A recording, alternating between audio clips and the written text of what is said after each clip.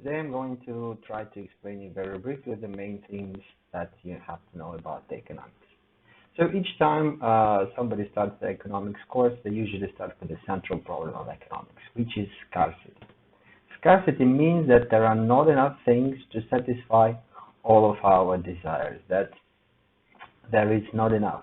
Like for example, on this image you may see that there is only one tomato, so this refers to the scarcity of food when there is not enough food to feed all the population, which had happened lots of times during the human history.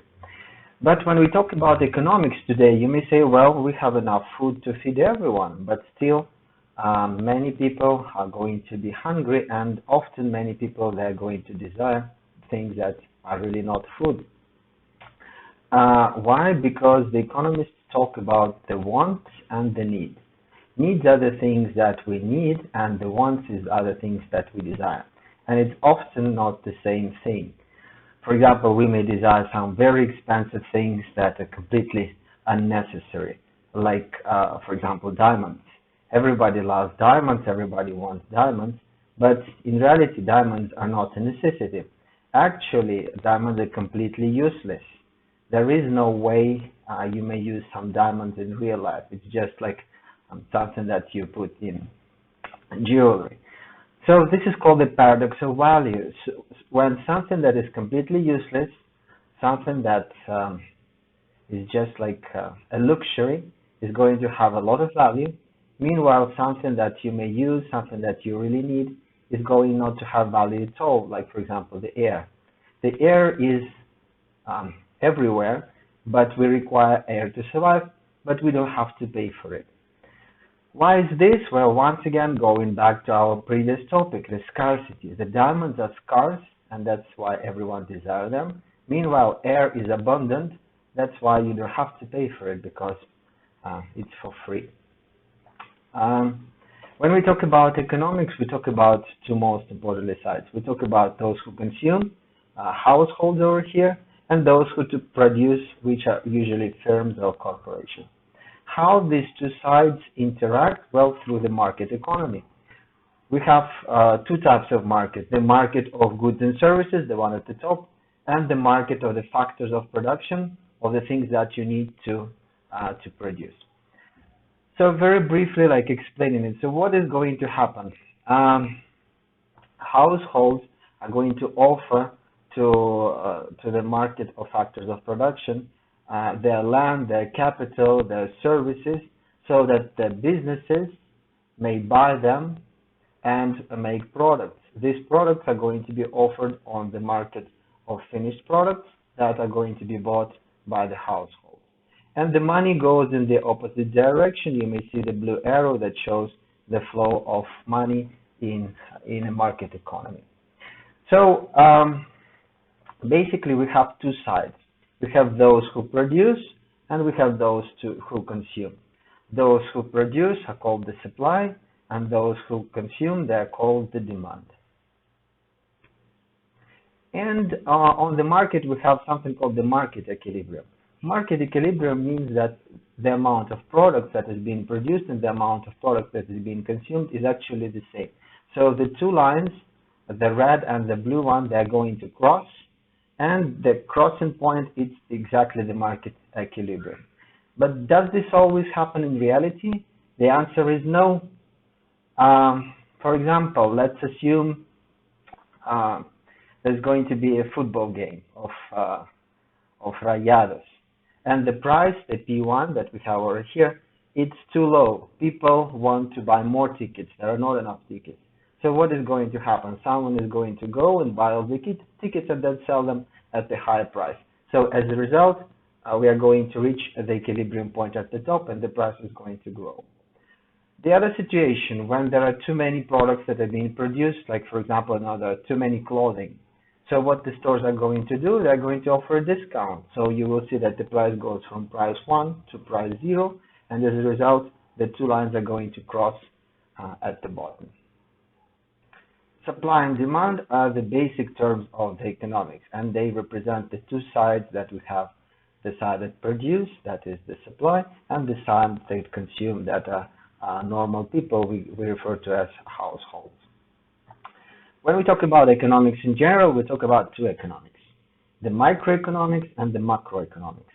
The microeconomics refers to particular businesses and particular products, how they're doing. For example, what is going to be the price of petroleum, or what is going to be the price of, I don't know, the bread, etc., if how the situation is going to change. And when we talk about the macroeconomics, we talk about the economics in general on the global scale. We talk about the whole country, all the products that are being produced, all the products that are being consumed. So altogether, what kind of situation is going to be. And if you want to know more, here is a wonderful video from the Floating University that explains the basics of the economics. So let's talk about the indicators that help us understand how the economy of a country in general is working, or in other words, the macroeconomic indicators. These are some simple statistics, like for example, the unemployment rate, the GDP, the inflation rate, etc., that are going to tell us how the country is doing. If some of them are too high or too low, this means that the economy are currently in crisis, and certain measures are proposed to deal with this crisis. So let's start with the most famous of all the indicators, with the gross domestic product. Gross domestic product, it's a long word for production. Gross domestic product is the total value of all final goods and services produced within a country in a given period of time, which is usually a year. The gross domestic product measures both the production of Mexicans and Mexican firms and of foreign businesses that are located inside of the country. In other words, a foreign business, like let's say McDonald's, that operates in Monterrey is going to be counted as part of the Mexican GDP. And obviously, the bigger is the GDP, means that more products are being produced, means that more products are being offered to the consumers, and as a result, we have more things, and we have lower prices, and we have better prosperity inside of the country. So what are the elements, or what are the components of the GDP? GDP is measured in four main components. It's C for consumption, I for investment, G for government, and the exports. So let's start with the consumption. The consumption is quite obvious thing. These are all the money that the consumers are going to be spending on products. We talk about lasting and non-lasting goods. The lasting goods are those who are going to last, can be used for more than 3 years, and non-lasting are usually consumed immediately. And this all products are going to be counted, except for we are not going to be counting the used items. Why? Because they were already counted when they were sold for the first time, and obviously their consumption is the main and the biggest component of the GDP. The second element is investment. Investment means that you are going to use your money in order to make more money. Investment is when you are going to buy something that you are going to be using in production. And this will include all kinds of machinery. This will include building buildings. This will include, for example, storing or inventory for something that you're going to be selling later. And, well, all kinds of the use of incomes for the future production is going to be counted as investment. G stands for government spending. And government is a very important participant in the economy, both as a producer and as a consumer. So, for example, we talk about the government spending. They buy all kinds of things, I don't know, furniture, cars, bullets for the police, etc., etc. So, all of those spendings, both on federal and local levels, is going to be counted as the government spending. And finally, the net exports. It's the value of how much the foreigners are spending on Mexican goods and services, and in other words, it's the value of exports minus the value of imports. The things that are being produced in other countries and bought in Mexico, they're going to have a negative value. Meanwhile, the things that are produced in Mexico and sold in other countries are going to have positive value. To give you some example, the famous Mexican beer that will be consumed in the United States will be positive value. Meanwhile, I know iPhones that were produced in China and the United States are going to have a negative value. There are a lot of different GDPs for you not to get concerned.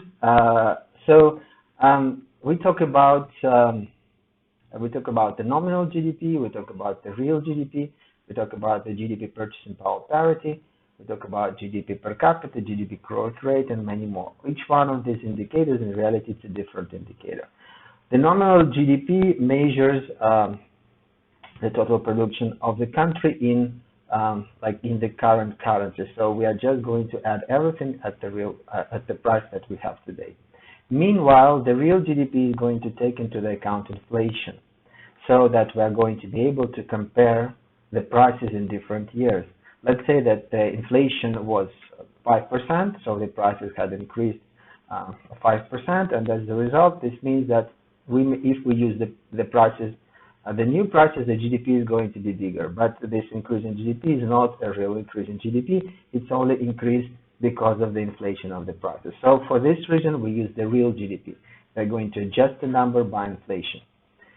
The purchasing power parity takes into account different prices in different countries. In some countries, the prices are high. As a result, people need more money to buy the same product. Meanwhile, in others, they are lower, and people need much less money to buy a lot of products. So to adjust this GDP for the prices, we use the purchasing power parity indicators. The GDP per capita, it's the GDP divided by the amount of population, so that we may compare big countries like China with more than 1 billion people with small countries like Luxembourg.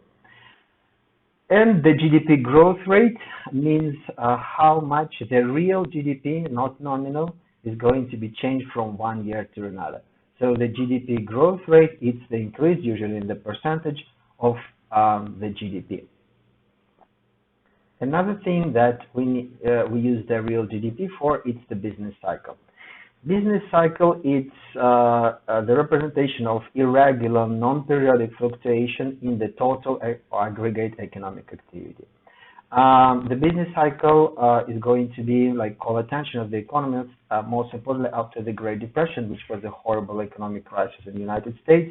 During the Great Depression, for example, the unemployment reached 25%, the total production declined 40%, and investment declined almost completely 90%. So the American GDP, or the total production, went completely down, representing such an economic crisis.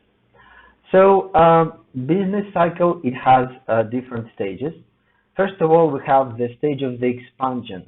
During this period of time, as you may see from letter B to C, the economy is growing.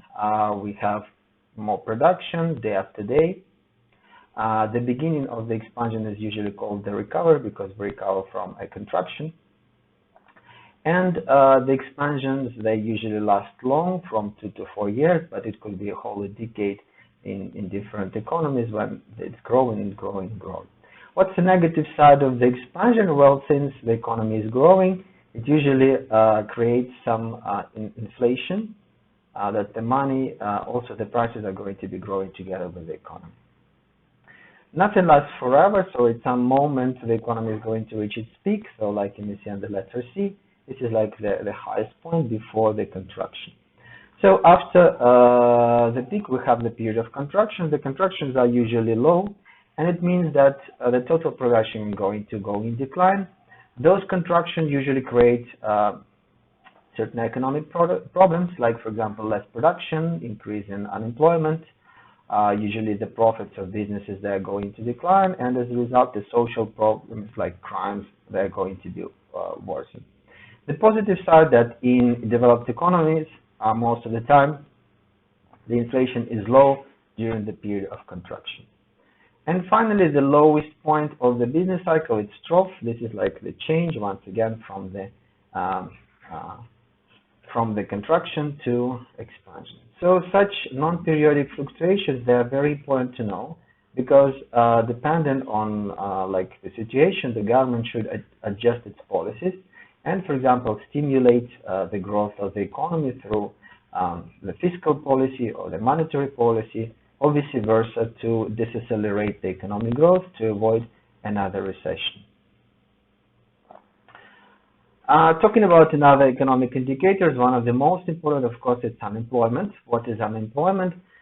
Unemployment means that the people who are able, who are willing, who are available to work, they may not find work in a certain period of time. Um, is it possible that there is no unemployment, that there are 100% employment? The answer is no. It's always there is some kind of small unemployment necessary for the economy to function. And we usually talk about full employment when the unemployment rate drops below 4.5%. In order to understand how the unemployment is being calculated, we need to talk about certain concepts. So over here I've represented different circles. So the first circle represents the total population. Let's say we have, I don't know, 100 million people living in Mexico. But not all of them are going to be able to work. Some of them are children, or they are already too old to work. So in this case, we need to subtract the population not in labor age.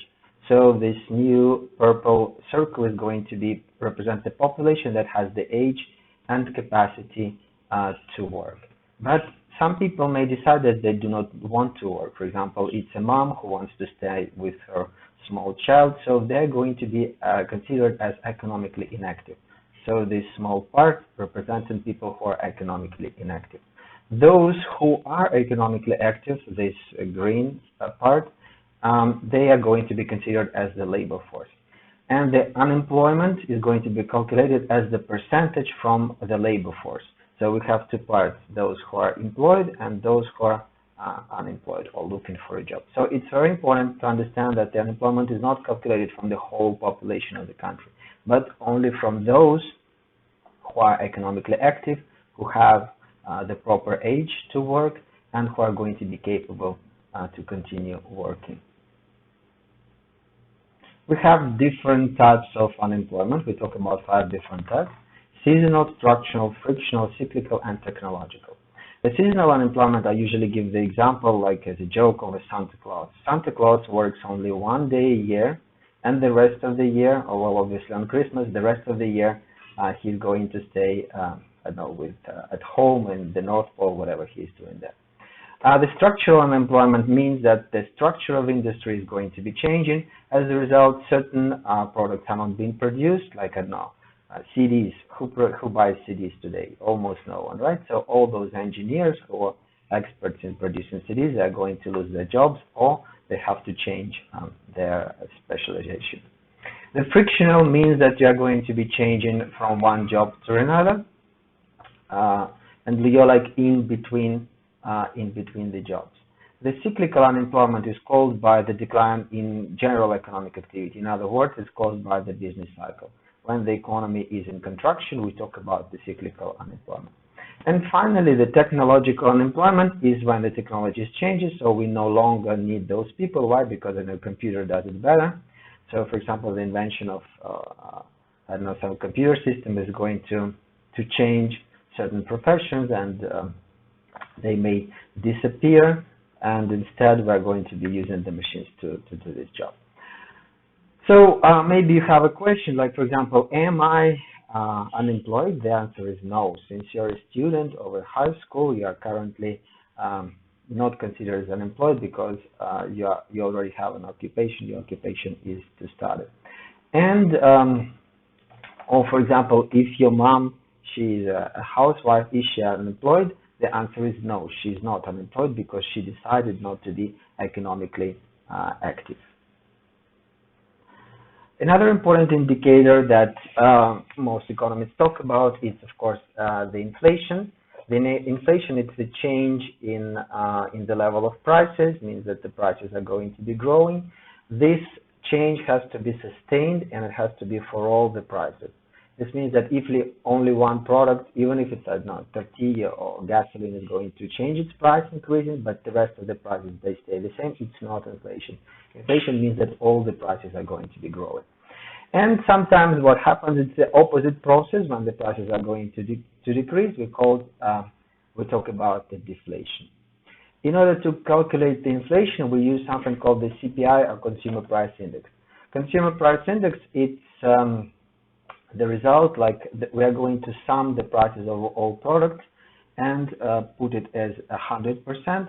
And the next year, when we are going to be summing all these prices, we are going to have a different number. So it's going to be factored and presented as, let's say, 105 or 110. So 100% is like the baseline, and if the prices are growing, it's going to increase. If the prices are decreasing, well, the number is going to decrease.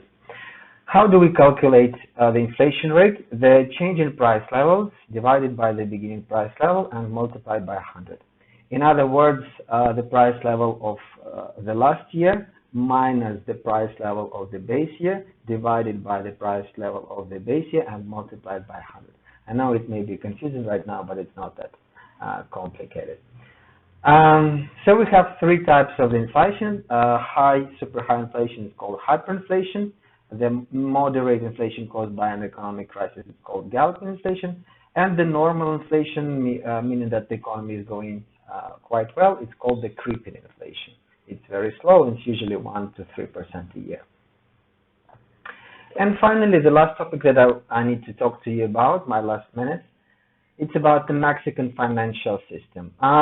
Probably you already heard those, the names of those institutions. Well, I hope so. So the most important institution in Mexican financial system is Secretaría de Hacienda y Crédito Público, that is on the top over here, that is going to manage the Mexican economy. Another important institution is Banxico, or Banco de Mexico. The Banco de Mexico is the one that is in charge of the Mexican monetary policy. Everything related with how the peso is doing is going to be under the control of Banxico. So together, these two institutions are going to be dominating all other financial institutions.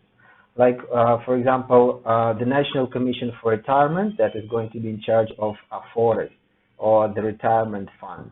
We have the National Commission of Banks and Values, that are going to be in charge of commercial banks, development banks, all kinds of credit institutions, and Bolsa Mexicana de Valores, or the Mexican, how